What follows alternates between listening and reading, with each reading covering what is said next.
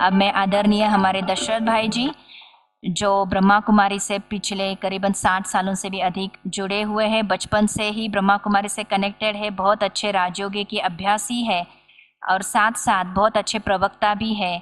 देश विदेश में कहूँगी और विशेष करके भारत में अनेक राज्यों में जाकर आप परमात्मा का संदेश, राज्यों का अभ्यास कराते हैं।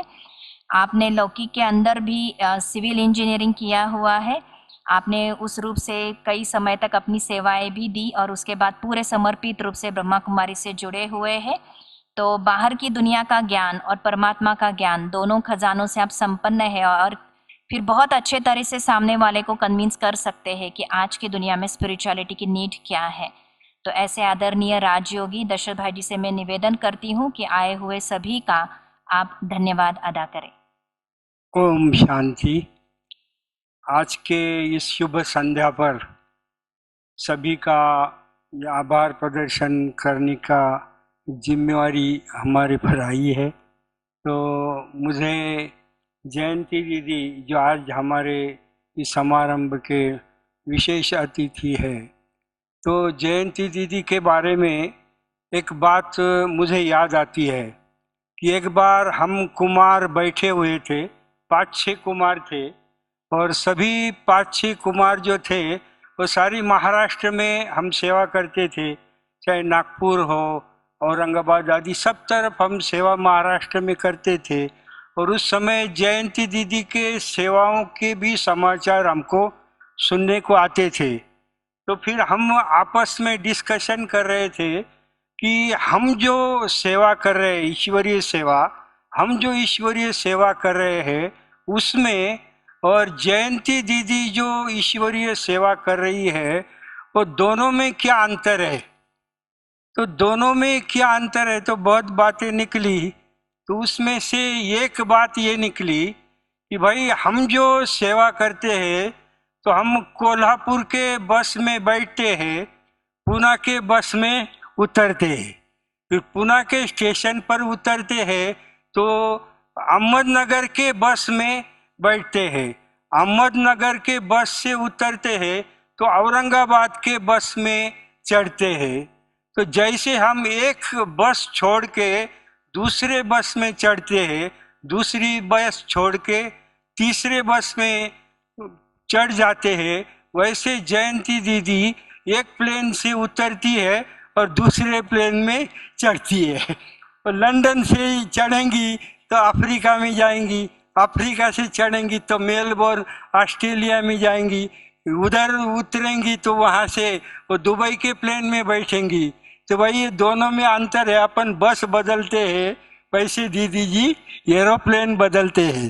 तो ऐसे एक बेहद सेवा की, एक बेहद सेवा करने वाली विशेष आत्मा आज हमारे बीच में उपस्थित है।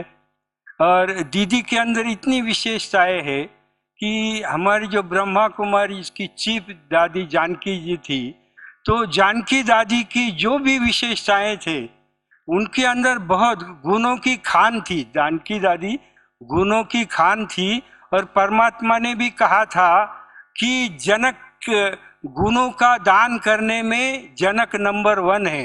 परमात्मा ने भी उनको गुणों का दान करने में नंबर 1 कहा था।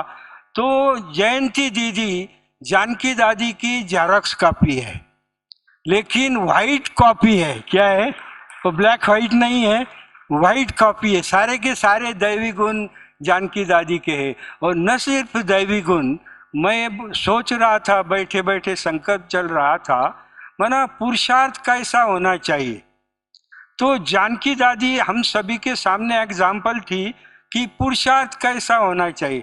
हम कहते थे योग का विशेष अभ्यास करने के लिए रात को 2 बजे उठना चाहिए, यह हमारा विशेष पुरुषार्थ होगा।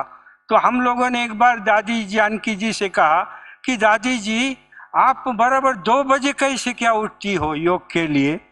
तो दादी ने कहा मैं कभी भी 2 बजे नहीं उठती हूँ, जब मैं उठती हूँ तो घड़ी में 2 बजा होता है। वरना ऐसे भी पुरुषार्थी होते हैं कि जिनके आधार पर चक्र को भी घूमना पड़ता है। तो ऐसा माना जयंती दीदी, अभी ये देखो जानकी दादी एक सेवा केंद्र की इंचार्ज थी, मेरा सोसाइटी पूना के। तो वहाँ से जो दादी उड़ गई वो एकदम लंदन में जा कर के बैठ गई, और लंदन से वो सारी दुनिया को उन्होंने 142 देशों में जानकी दादी ने सेवा केंद्र खोले, और उसके बाद वो ब्रह्मा कुमारी विद्यालय की चीफ बनी। तो हमारी जयंती दीदी भी कम नहीं है फॉलो करने में। जानकी दादी को फॉलो करते करते जस्ट अभी 2 मास पहले जयंती दीदी भी ब्रह्मा कुमारी विद्यालय की एडिशनल चीफ बन गई। इसको कहते फॉलो करना। हाँ, इतनी बड़ी मंजिल एवरेस्ट पर चढ़ना ऑर्डिनरी का काम ही नहीं है। तो ऐसी विशेष आत्मा आज हम सभी को, सभी के बीच में मिली है। ऐसी दीदी का भी बहुत बहुत धन्यवाद। साथ में हमारी आदरणीय जो सुनंदा दीदी है, हम ओम शांति बार बार कहते, बाबा ने हमको सिखाया ओम शांति माना मैं आत्मा शांत स्वरूप हूँ। तो हम लोग तो सिर्फ ओम शांति कहते हैं, लेकिन सुनंदा दीदी प्रैक्टिकल में शांत स्वरूप है। कोई भी दिखाओ कि इनके अंदर क्रोध आया है, हो ही नहीं सकता है। बात भले कितनी भी बड़ी हो, अभी इतना बड़ा जगदम्बा भवन संभालना है, कभी भी कोई उमेश में आवेश में आ जाता है, क्रोध में आ जाता है, उल्टी बात नुकसान होता है। लेकिन दीदी की शांतता कभी भी भंग नहीं होती है, इसलिए जगदम्बा माता ने उनको यहाँ रखा हुआ है। तो उनका भी बहुत बहुत आभार है। और हमारे डॉक्टर नितिन करमरकर, ये पूना यूनिवर्सिटी के वाइस चांसलर है। अभी प्रोफेसर कहते थे तो ठीक है, कहते प्रोफेसर, लेकिन इनके अंदर 1000 से ज्यादा कॉलेजेस है, समझा? कोई साधारण बात नहीं है। 1000 से ज्यादा कॉलेजेस पूना यूनिवर्सिटी के हैं, और ऐसे वीसी होते हुए भी इतने निर्माण हैं, और वैल्यू एजुकेशन को वो बहुत बड़ा महत्व देते हैं। प्रैक्टिकल जीवन में भी इनके वैल्यू है। वो हमने कब देखा, जब जानकी दादी को जीवन गौरव पुरस्कार देना था, पूना यूनिवर्सिटी ने उनका नाम चूज किया था, सब प्रोग्राम चल रहा था, सब आए, लेकिन जानकी दादी आ नहीं सकी क्योंकि बम्बई में उनका बड़ा प्रोग्राम था। तो सर जो है ना, उन्होंने बात को छोड़ा नहीं कि भाई वो नहीं आए, छोड़ा नहीं।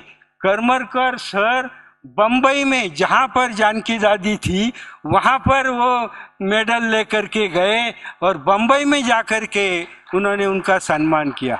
और उनके लाइफ की मैं समझता हूँ सबसे गोल्डन क्षण वो होगा कि जब दादी जी ने इनको वो जीवन गौरव पुरस्कार दिया, और इनको देख के दादी इतनी खुश हो गई, इतनी खुश हो गई कि बात मत पूछो। और उसके बाद तो दादी रही नहीं ना। तो ऐसी महान आत्माएं जो है, गुणी गुणम वेत्ति, समझा, बलि बलम वेत्ति न वेत्ति निर्बलाहा, गुणी ही गुणी का कौतुक कर सकता है।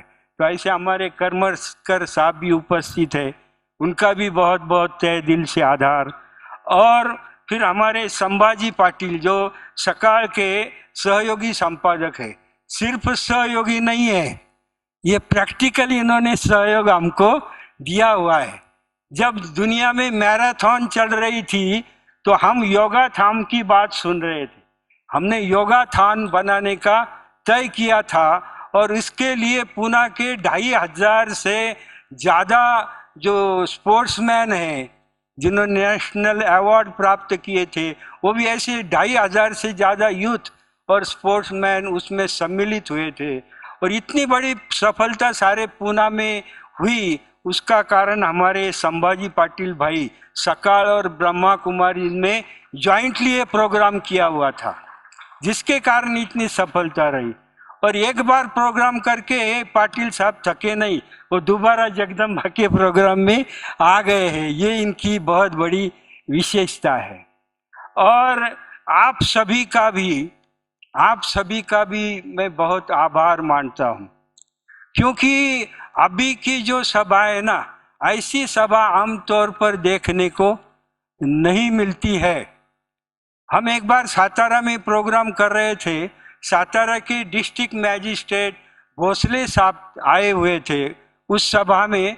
तो डिस्ट्रिक्ट मैजिस्ट्रेट भोसले साहब ने कहा, मैं अनेक सभाओं में जाता हूं बोले, लेकिन मैं लाइफ में मैंने पहली बार ऐसी सभा देखी है कि जिस सभा में एक व्यक्ति आने के बाद वो लास्ट तक बैठा ही रहा।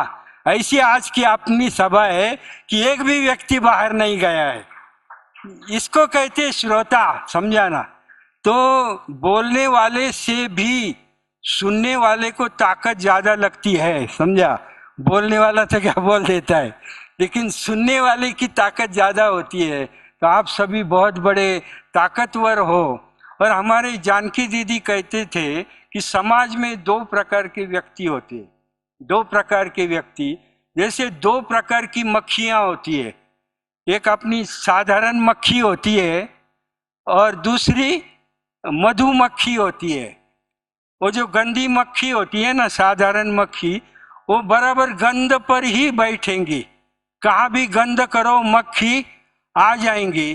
तो साधारण मक्खी गंध पर बैठती है और मधुमक्खी फूल पर बैठती है, वो मकरंद को चूसती है। तो आप सभी मधुमक्खियां हो, समझा। और ये अध्यात्म का मधुर रस आप पान कर रहे हो, इसलिए आप सभी का बहुत बहुत धन्यवाद।